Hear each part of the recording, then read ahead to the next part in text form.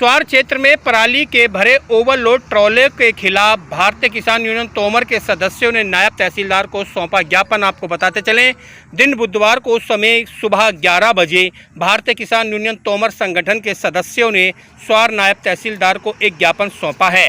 ज्ञापन में कहा गया है कि स्वार क्षेत्र में ट्रालों के द्वारा पराली के बंडल को लोड और ओवरलोड और दोनों साइडों से बाहर की ओर निकल कर ले जाते हैं, जिससे आए दिन सड़क हादसे होने की संभावना बनी रहती है। भारतीय किसान यूनियन तोमर संगठन के जिला अध्यक्ष सारिक इकबाल ने कहा, ट्रालों पर पूरे तरीके से प्रतिबंध लगाया जाए।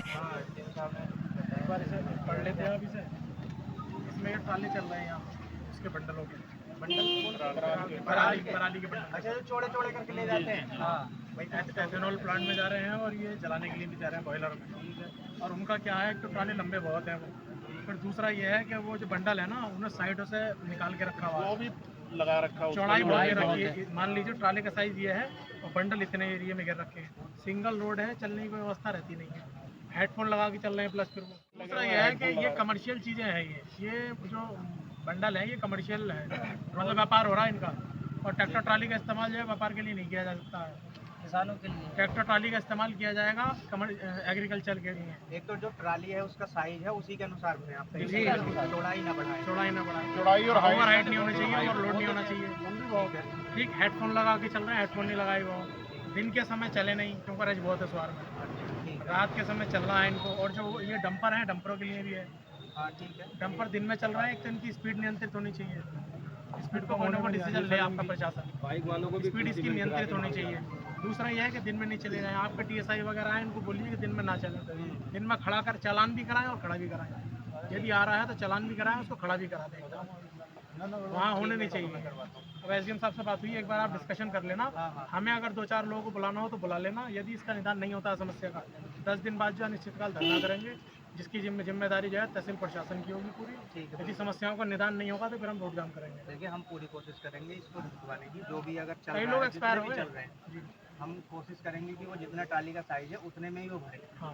बाकी हम एसडीएम साहब से डिस्कस करके जो भी उचित कदम होंगे। वो कमर्शियल है ना, वो तो चला ही नहीं सकते, वो तो व्यापारिक गतिविधि हो रही है ना, ट्राली में तो कर ही नहीं सकते। हम देखते हैं एसडीएम साहब से डिस्कस करके जो भी होगा तत्काल निदान होनी चाहिए। और ये जो डंपर चल रहे हैं इनकी स्पीड नियंत्रित होनी चाहिए, लेकिन नियम बनना चाहिए कभी इनकी स्पीड ये है।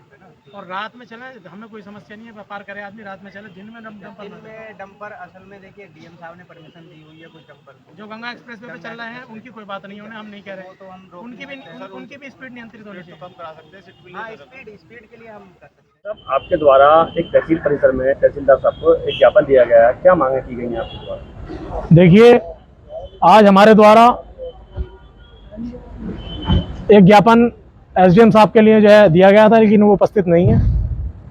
नायब साहब ने ज्ञापन लिया है और ज्ञापन में समस्याएं ये हैं कि स्वार क्षेत्र में जो पराली के बंडलों हैं वो उनको जो है लेके जाया जा रहा है ट्रालों के द्वारा, और ट्रालों की लंबाई चौड़ाई मानक के अनुसार नहीं है, बहुत अधिक है।